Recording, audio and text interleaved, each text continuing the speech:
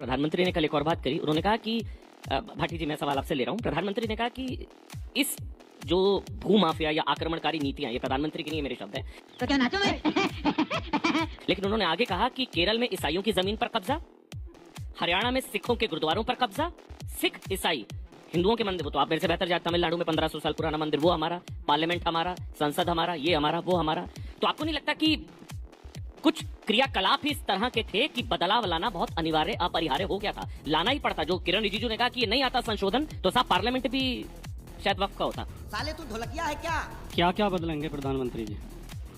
इतिहास बदलेंगे, भूगोल बदलेंगे, समाज विज्ञान बदलेंगे, संविधान बदलेंगे, देश की लोकतंत्र को बदलेंगे, देश की सोच को बदलेंगे। मैं लड़ाई लड़ रहा हूं आपके लिए। असल में जो असली समस्या है वो ये है अमन जी, कि राष्ट्र निर्माण में, राष्ट्रीय आंदोलन में, राष्ट्र की आज़ादी में इन संगठनों का और इस विचारधारा का कोई योगदान रहा नहीं है जिससे प्रधानमंत्री जी आते हैं। तो इनके पास बताने के लिए, गर्व करने के लिए कुछ बातें हैं नहीं।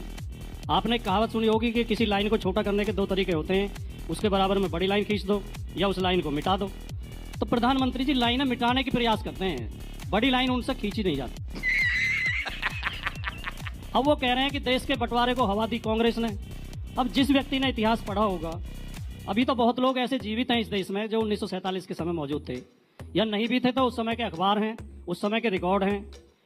देश की आज़ादी की जब लड़ाई चल रही थी 1857 के बाद ही अंग्रेज इस बात को समझ गए थे कि भारतीयों को बांटे बिना हम इस देश पर शासन नहीं कर सकते। तो उन्होंने डिवाइड एंड रूल की पॉलिसी अपनाई, हिंदू मुसलमान को आपस में लड़ाओ। तो अंग्रेजों ने ही मुस्लिम लीग का गठन कराया, मुस्लिम लीग को वही फाइनेंस करते थे, और हिंदू महासभा को भी अंग्रेज ही फाइनेंस करते थे। हिंदू महासभा का गठन भी उन्होंने ही कराया।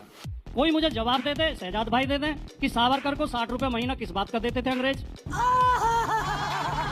और 60 रुपया जब देते थे जब प्राइमरी के टीचर की सैलरी 15 रुपए महीना होती थी।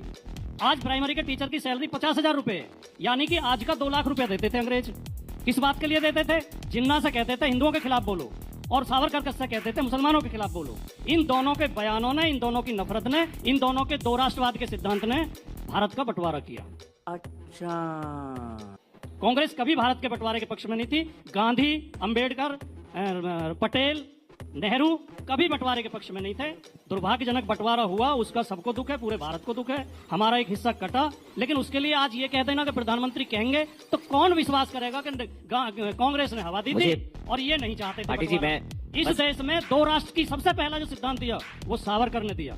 दो राष्ट्रवाद की बात पहली बार की सावरकर ने की। सावरकर का आप हिंदुत्व वाली किताब उठा के पढ़ लें या गोलवलकर की आप बंच ऑफ थॉट्स पढ़ लें, वो कहते हैं कि ये देश हिंदुओं का देश है।